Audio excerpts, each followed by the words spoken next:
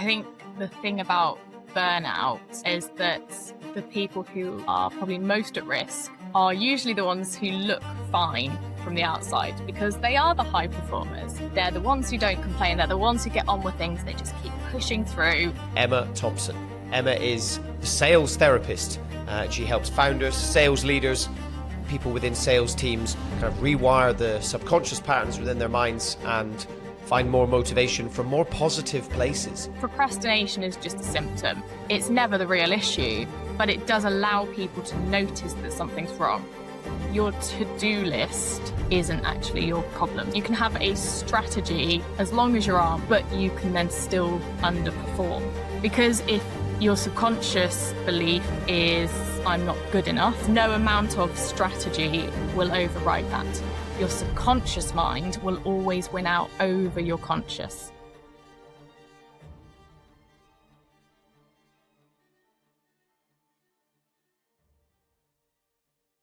What is the best piece of coaching advice that you've ever received in your career? I think my favorite piece of advice that I've ever been given is your thoughts aren't facts, they're stories, which I absolutely love and I use a lot and I say a lot. Definitely not mine to begin with, but I've repeated it a lot because it is absolutely true, because you can spend years trying to be more confident or more consistent or more productive in some way, and none of it sticks. We all know that. Like, you can try and implement all of these different habits and nothing really works. And it's because you're working on a conscious level, which is the 5% of your brain.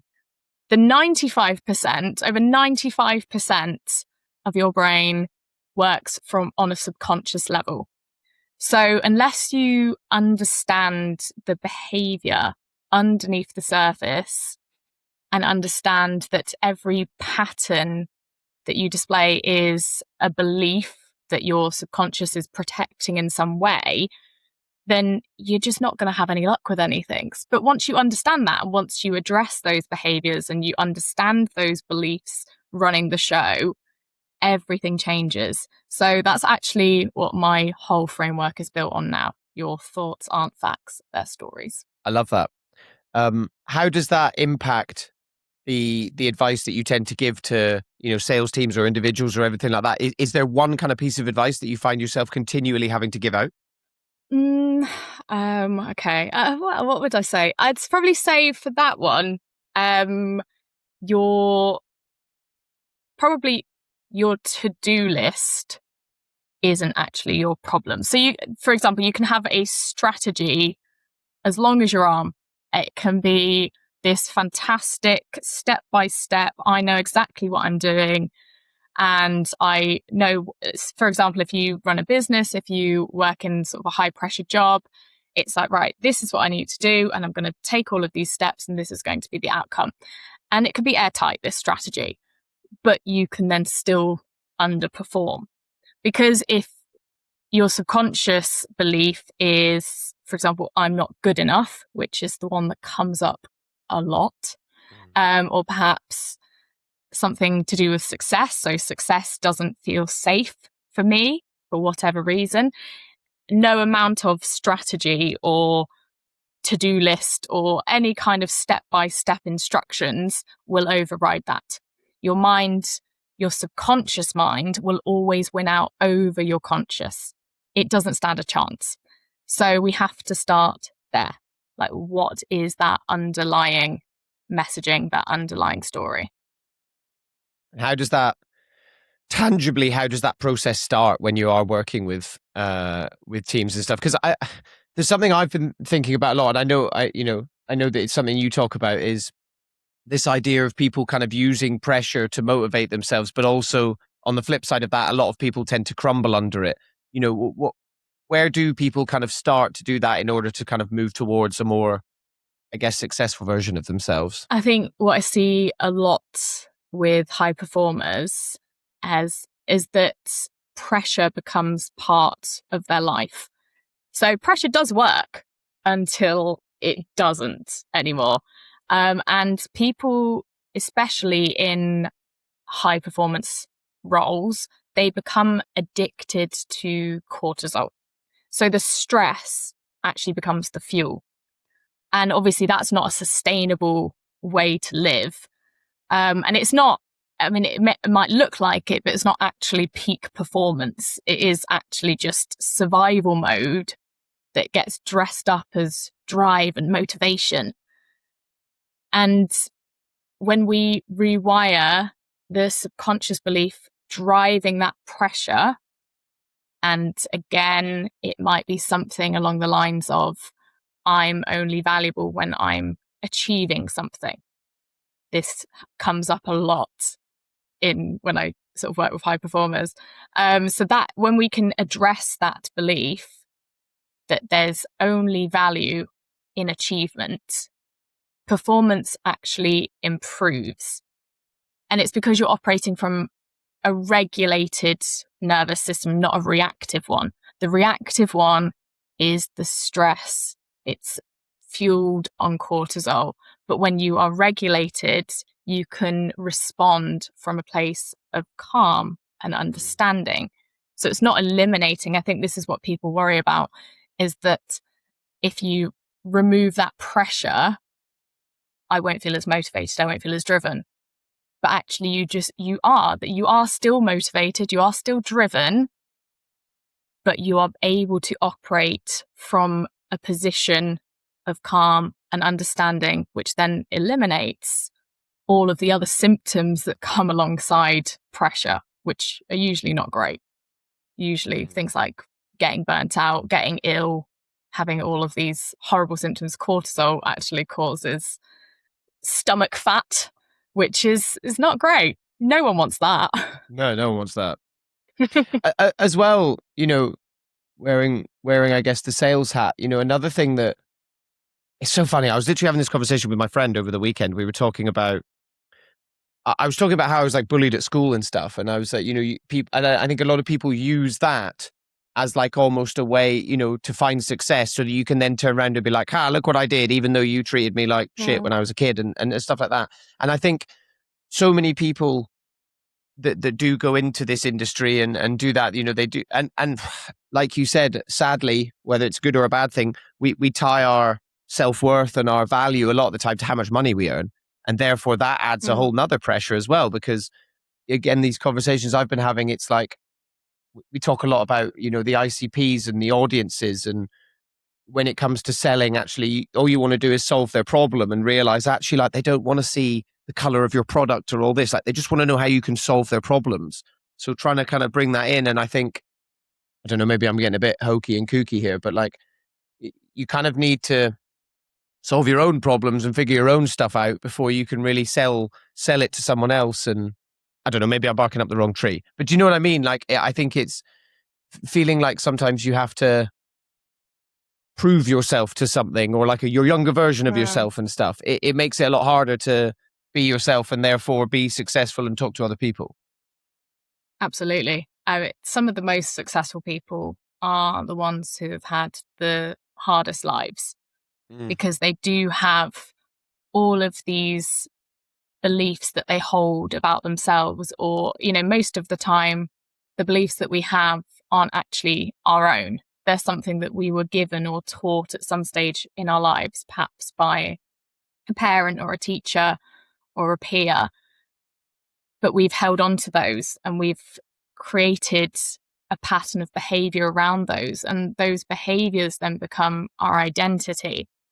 And then we carry that through into our lives. And what I find a lot with clients that I work with is that once they gain this awareness of themselves, they are then able to transfer that awareness to others within their life. So friends or family or even strangers at the end of a phone. When you have that awareness of self, you're then able to be far more aware of others and what others need, because you know what it is that you need.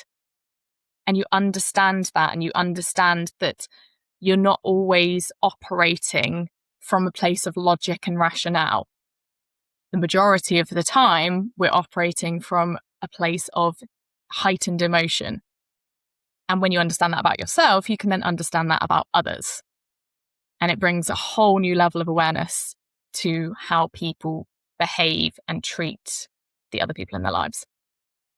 And what are some kind of actionable steps that, people can take to bring themselves back to that kind of logical side of it, whether it is you're about to walk into a meeting and do a presentation, or you've just got a day full of calls, or, whatever it is, what are some things that they can do? Well, so the first thing that I actually do with my clients is something called find the thought. So we reverse engineer the behavior. So let's have an example. So for example, say it's procrastinating on a proposal or something like that. Mm-hmm. Okay. What's the action that comes before that? Avoidance, usually, because we're procrastinating, we're going to avoid it. And then we work it backwards to what is the feeling underneath. And this is a really important one because it's sometimes difficult to address feelings. So really acknowledging what's that feeling underneath? Is it fear? Is it panic? Is it worry? And being able to label that and sit with it, and also notice where it lands within the body. Is there tension? I mean, I don't know about you, but I always hold it in my jaw. Yeah. And I'll be clenching and I'll be like, oh my gosh, I haven't even realized. So being able to notice where you're holding tension in your body with that feeling. And the fantastic thing about feelings is feelings are actually chemical waves. So they only last for a maximum of about 2 minutes.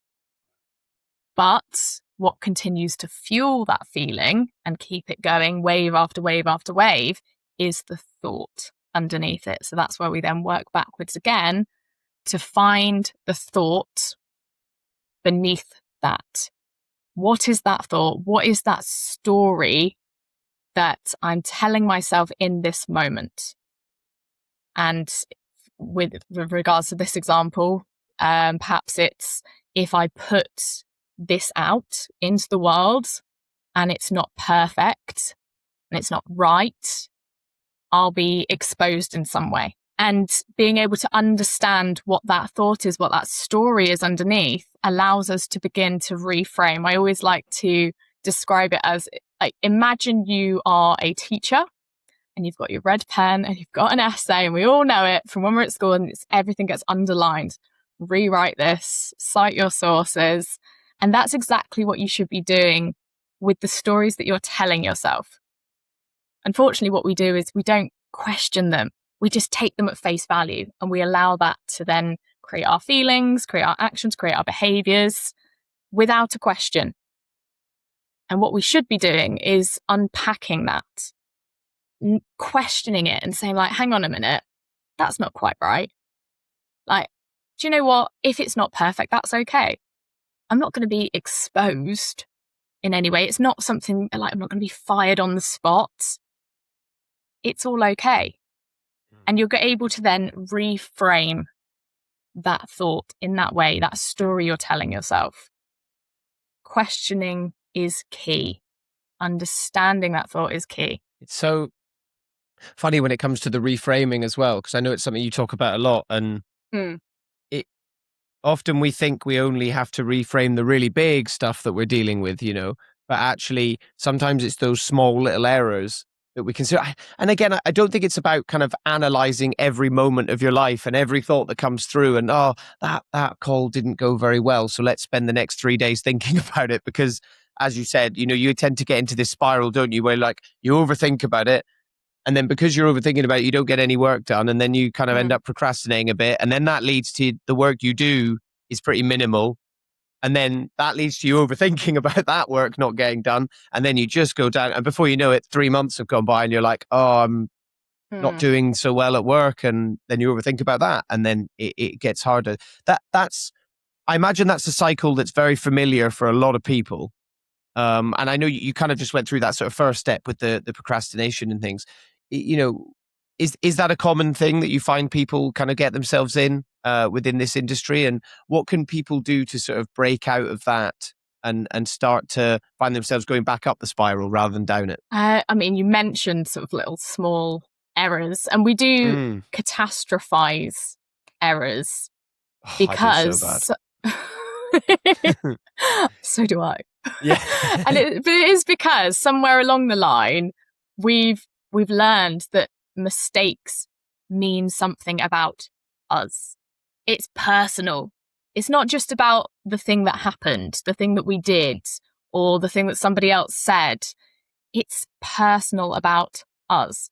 And innately as humans, we are very self-centered because that is what we're ancestrally wired for, to protect ourselves. So when an error or a mistake happens, it is personal. It is about us directly. And I'm sure you know yourself, your mind likes to go into overdrive, and you take this one little mistake that you've made, and before you know it, it is snowballed into something huge. And then you're questioning absolutely everything about it. So I do something with clients called the evidence shelf. And I did steal that name from my good friend Jack Frimston. Sorry, Jack. If you're in the sales world, you'll know who that is. He uses it within their book, Sales is Therapy. Mm-hmm. But I have just adapted it and made it a little bit better. But we still call it the evidence shelf. So I use something called the evidence shelf, and we literally collect proof of competence. So we're taking pieces of external evidence, things that have happened in your life, things that people have said to you, even really small little moments, but things that remind you of something positive about yourself, something that you know to be true because it's happened. Your brain loves an image, it loves a memory. So we're taking some external evidence, something that has actually happened in real life, in real time, and we anchor it into the body, into memory. And we transform that into internal validation. So we would basically do two columns: external evidence, internal validation. And what does that external evidence say about you? And in your own words, you would say, it tells me I am a good friend. Oh, that time when my boss told me I was doing a really good job. I am competent. I am capable. I know what I'm doing. It doesn't have to be anything big, but it's something true. And you've attached it to a visual, to an actual physical memory. So when an error or a mistake hits, the subconscious has evidence to pull from rather than just defaulting to the narrative of I'm not good enough or I'm rubbish at this. And over time, it rewires that response, and it allows your brain to realize that you have a choice. It's like standing at a crossroads and you're like, right, do we go down this pathway that I am very used to? It's very safe, it's very secure, but it's not great. It's very negative. Or do we go down this other path? And I've got evidence to support that. And it's going to make me feel better. And it's going to remind me that I am good enough and I am capable. And you have a choice. It allows you to have that choice in that moment. And that's really key.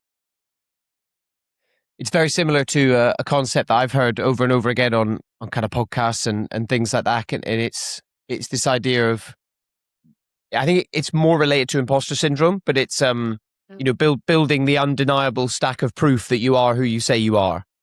And through being able to do that, you can then walk into a room and be like, no, I'm allowed to be in here. I can walk into a meeting and go like, I do know what I'm talking about. I deserve to, I think Joe Rogan refers to it as building a mountain with layers of paint, and every day you just paint another layer on that's slowly just building up like, this is who I am. And I think that's, exactly. Very similar. Do you,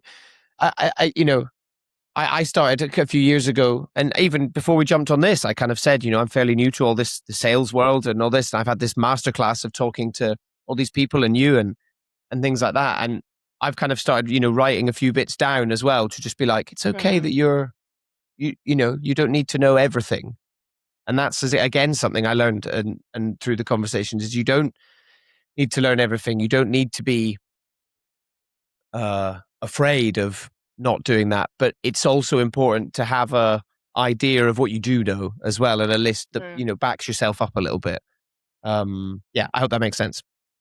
It does, absolutely. I like to use an analogy of, because obviously with the work that I do, we are rewiring these neural pathways in the brain.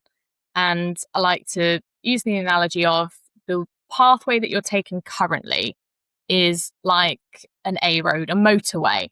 It's massive, it's built with infrastructure, you've got all the service stations along the way, it's easy. It's just one straight road, super easy to take, very automatic. The other pathway that we begin to build is difficult. It's like walking through some dense forest and you've got to carve your path out through thick hedges and grass and whatever's in the way. And it's difficult. But if you walk that path every single day, then it begins to get clearer and easier. And before you know it, it's a dirt track. And then you can start to build and make it bigger and better and easier. And it takes time. It takes repetition. It takes consistency, because what you've done for years and years and years is build that big A road, that big motorway. So you've got to put the same amount of effort into this new pathway that you're building. But your brain is malleable. It's plastic. You are able to create these new neural pathways no matter what age you are. So it is possible to do. Just repetition and consistency is key. Talk to me a little bit about how rejection and the idea of receiving that over and over again, how does that affect this path when you are trying to carve that new path you just mentioned there? Certainly within sales, it's something that people deal with on a daily basis, multiple times. You're dealing with that far more than you're ever dealing with approval. Yeah. How does one go about managing to take that on and use that as motivation? With what we said earlier at the beginning about how, you don't want to necessarily use pressure and negativity as motivation. So how do you kind of deal with rejection? The thing about rejection is that it only devastates you when it confirms something that you already believe about yourself. Right. And of course, rejection as a whole is something that is very historically wired within us. Because if you imagine when we were in tribes, it would be a matter of life or death. And if you were rejected from your tribe, you were cast out, you would have died. So there is that connection with rejection as well. So you're already fighting historical ancestral wiring in your brain, but it's reinforced then by something that confirms it. For example, if you are rejected and it confirms something that you already believe to be true about yourself, then that's it, it's game over. And again, I always come back to this belief of, not being good enough. That is something that comes up massively, no matter who I work with, no matter what the presenting issue is. At some point within our time together, the words, I'm not good enough, or I don't feel good enough, will come up. And that is the resounding belief within all of us as humans. And so if you deep down believe that you're not good enough, every no that you get is just evidence, is evidence of something that you already believe, and it's reinforcing that belief. So the work that I do, it's not resilience training. That's not going to help you in any way.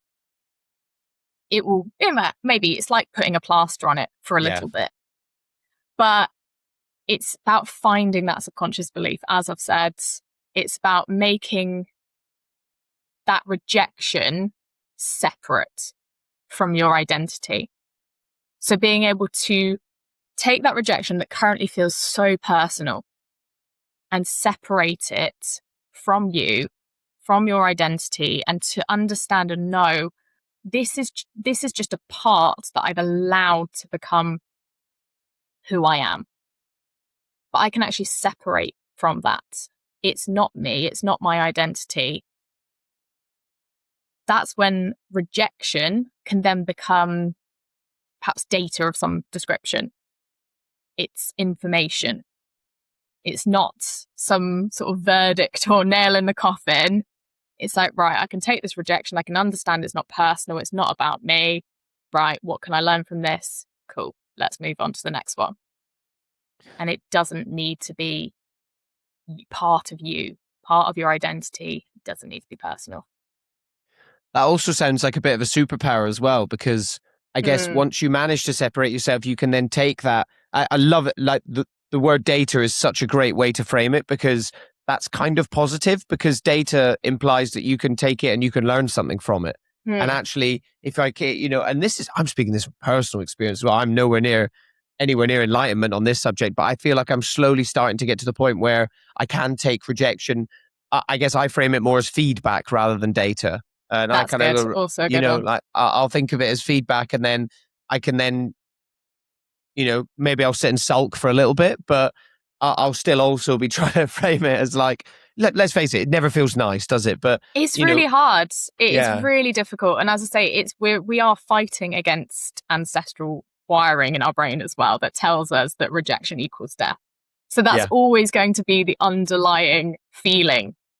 And it's really difficult. Rejection is one of the worst things to overcome. So people who work in sales, I take my hat off to them, because I couldn't do it. I could not do it. They face that rejection day in, day out, multiple times throughout the day. It is hard. I wonder, in the work you've done with people within sales, do you think because they face it, day in, day out, and it kind of just becomes part of the job, and do they kind of become numb to it, or is it vice versa, or do you see both sides?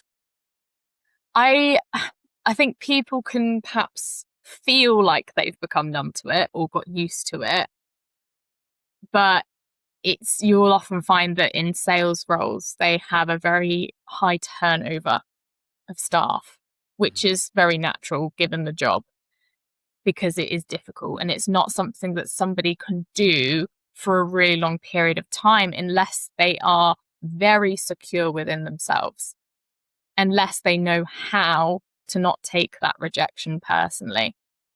Because you can do it and you can say, oh, that's fine, don't worry about it, and you push it to the back of your mind, but it's still there and it's still confirming that belief that you hold about yourself already. You just kind of push it out of sight, out of mind for a little bit, but it always catches up.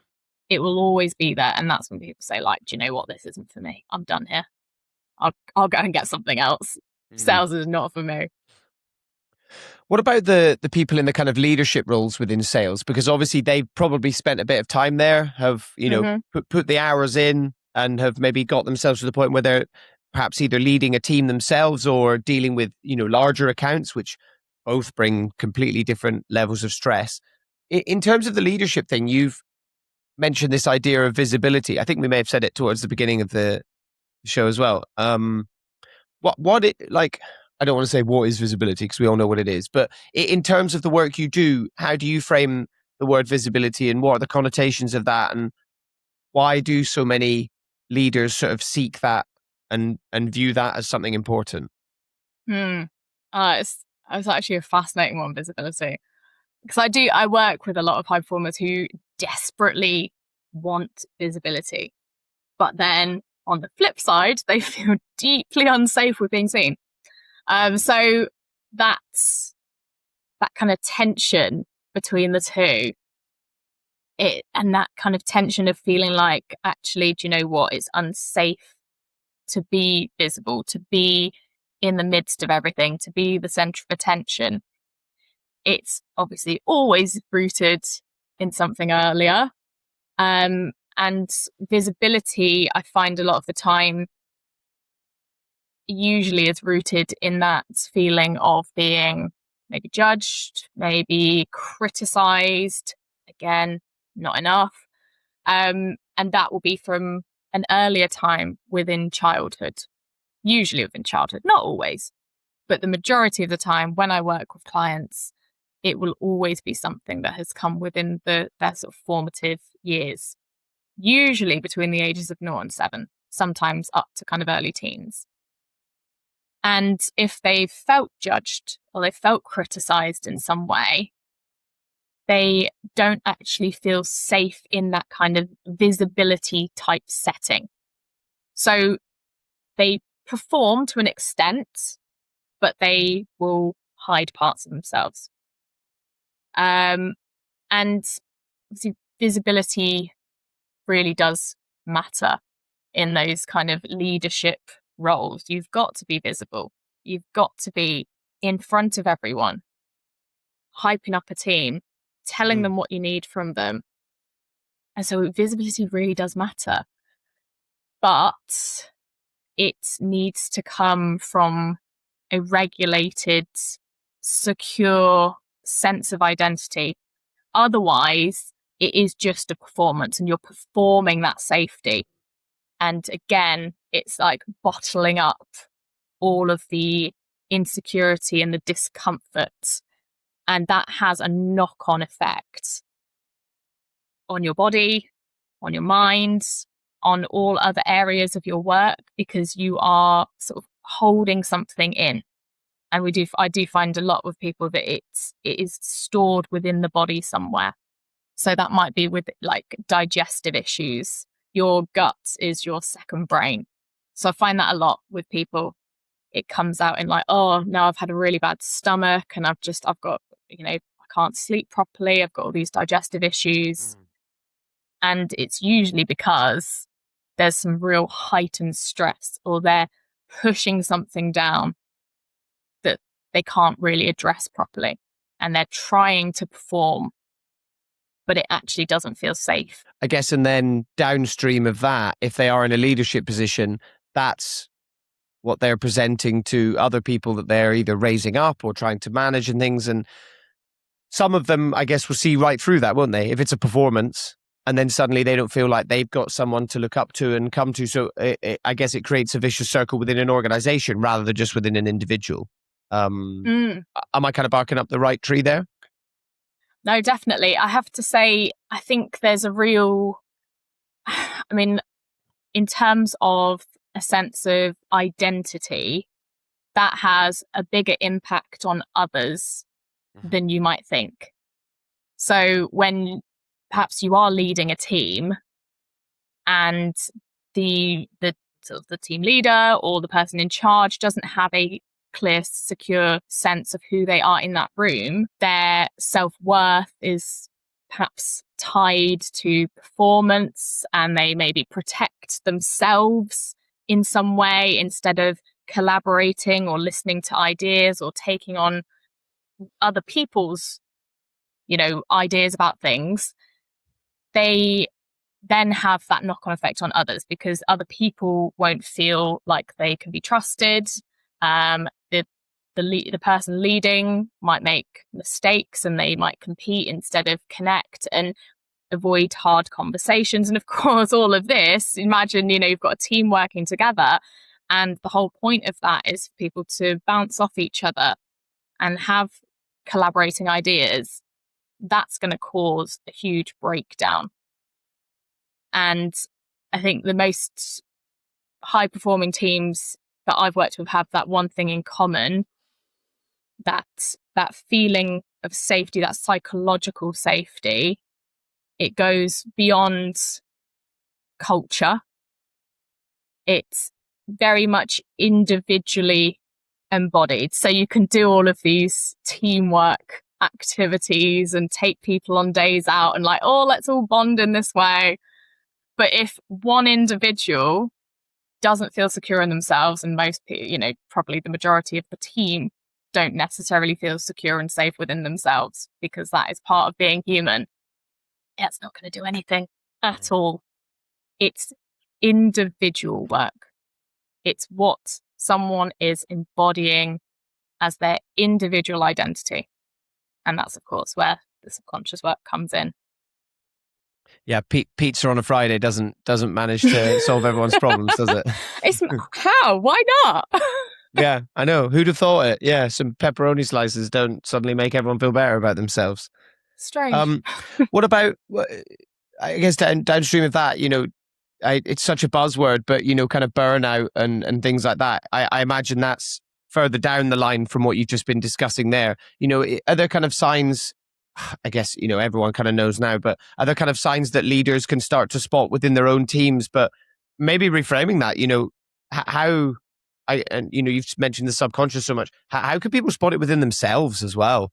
You know, especially someone in a leadership position, because often spotting it within themselves and being able to step back and be like, I need to do X, is probably just as valid and helpful for the wider organization as seeing AE number 7, you know, John over there looks like he's whatever.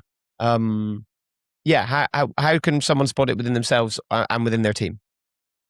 I think the thing about burnout is that the people who are probably most at risk are usually the ones who look fine from the outside because they are the high performers.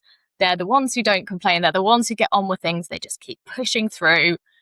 And it's because they're often running on cortisol addiction. And that stress has become so normalized for them that they don't even recognize it as a distress.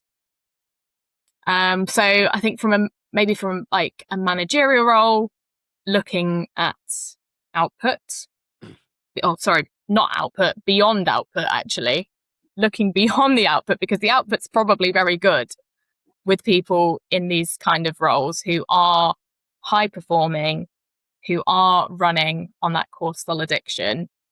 So looking beyond the numbers, okay, they're doing pretty well, so they must be fine. Not necessarily. Are they very rigid in their way of doing things? Are they humorless? Do they get defensive? Defensive is a really big one. And that's also a good way to notice something within yourself. If somebody was to say something to you, point out a flaw, point out something that you've done wrong, do you accept it? Do you take it on board? Do you listen to that feedback and say, right, what can I do better? Or do you get defensive?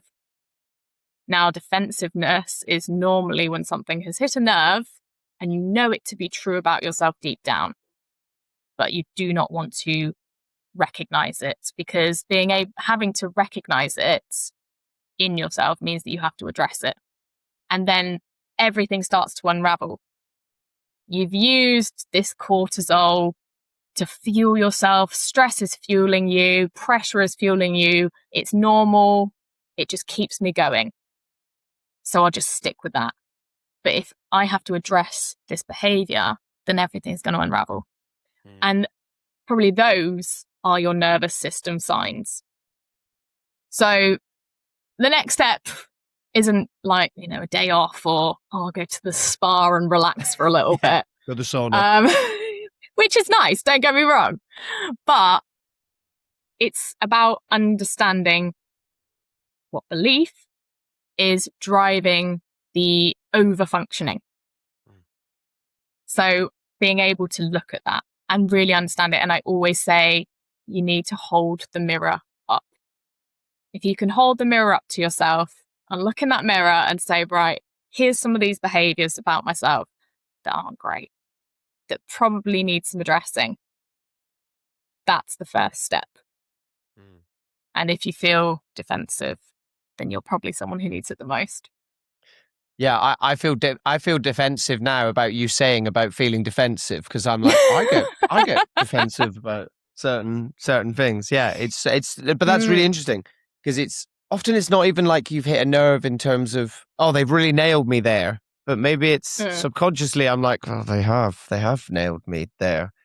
What about I know a lot of your work is done on the individual, but you know, I know every individual that you work with, I assume, is kind of part of a team and things like that. Yeah. Is there a bit of a, to kind of wrap up, is there a consistent point within an organization or within a team where you see kind of performance really breaking down, or I guess like a bottleneck of like, oh, you know, that's where I'm seeing the people that need the most help kind of thing? Does that kind of make sense? It's usually, I mean, it's usually something quite small and simple that will allow someone to recognize and actually this is a great thing about high performers. is that they're always wanting to better themselves. So that is a real positive, because it could literally be something as simple as, do you know what? I know exactly what needs doing. And yet I'm coming up against all of these blockers and these obstacles that stop me from performing to the best of my ability. Again, back to procrastination. That's always a great one, because procrastination is just a symptom. It's never the real issue, but it does allow people to notice that something's wrong. I keep procrastinating over this one thing, and that's not like me. That's the great thing. As I say, great thing about high performers, they will notice this is a little behavioral change. Everything's been working fine. And as I say, everything is usually working fine because they're running on cortisol and stress. And what I say a lot is that I help people stop mistaking stress for success, because that's usually the case with the clients that I work with. They are utilizing this stress in such a way that it is making them successful, but it's not sustainable. So when they start to notice little issues, and that's obviously on the way to burnout normally, that's when they might reach out and say, I keep procrastinating, or, I've had clients that say, I just want you to basically 10x my motivation because I don't feel as motivated. And then I get to them to really dig deep and go into the past and unlock all of this stuff that they're like, I didn't really want to come to you for this, but great. It looks like that's what we're doing. But it's usually only a very small thing, but it turns out to be a lot bigger. It allows me to unlock something a lot bigger. And have you found generally, once they kind of reframe that motivation, draw it from a positive source rather than a negative source, does that usually tend to provide as much success in terms of whatever they define success as? Or do you see them kind of shifting a bit and maybe being a bit more, actually, I want to spend more time with my kids because that's my true North Star? Or yeah. I think this is the concern for a lot of people, is that being able to because you get so used to the safety net of that stress, of that fuel, that pressure, that it's very difficult to then see what it might be like on the other side. And that's one of the questions I actually do get asked a lot, is that, like, will I still be motivated and driven? Will I still be successful? Like, yeah, I'm not taking your success away. That's not going anywhere. That's who you are. That is part of your identity. And that's a great part of your identity. What's not part of your identity is this stress, this pressure, this need to be validated and accepted in some way. I must achieve this to make myself valuable. That doesn't need to be part of your identity. You've already proven that you can do whatever you set your mind to, but you don't need these patterns of behavior in order to do it. You can create better patterns of behavior and still have the same outcome, and a better outcome, because it will not be having a long-term impact on you, on your body, on your mind. And yes, of course, the one thing that I notice the most is that people say, I feel so much calmer, so much more relaxed. And that's it, because we're eliminating that stress. We're taking that away, saying, like, right, we do not need this as fuel. We do not need this as fuel anymore.